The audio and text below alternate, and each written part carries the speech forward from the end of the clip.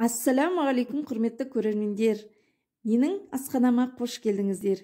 Менің каналымнан үй жағдайында өте қарапайым пісетін екілерді үйренсеңіздер болады.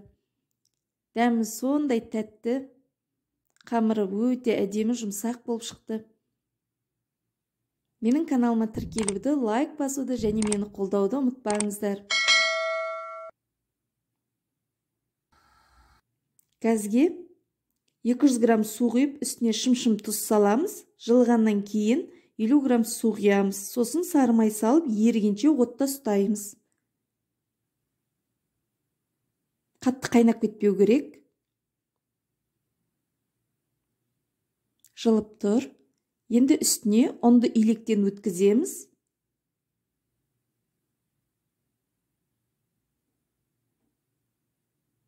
«150 грамм ұн. Жақсылап араластырамыз.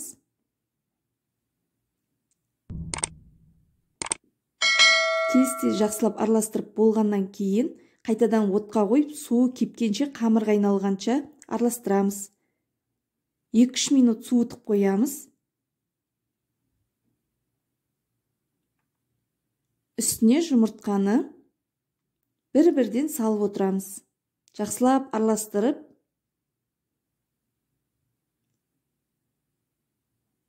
міне екінші жұмыртқа. Жақсылап араластырамыз.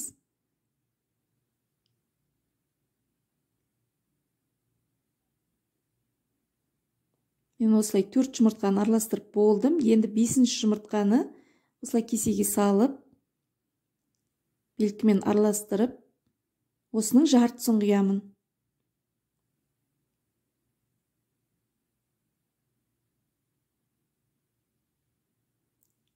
Осындай салапанға салып, мешокпен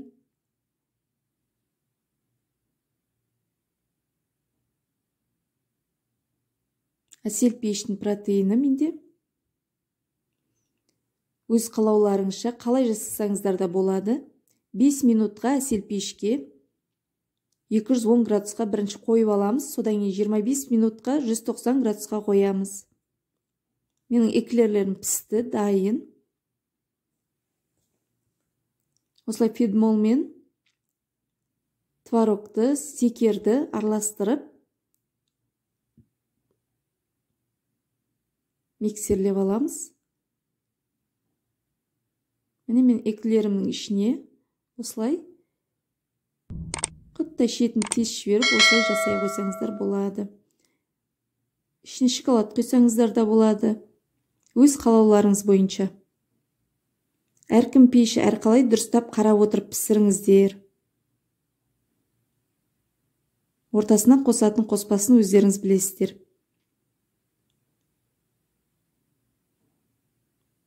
Мінекей, менің эклерлерім дайын болды. Көргендеріңізге рахмет. Сау болыңыздар.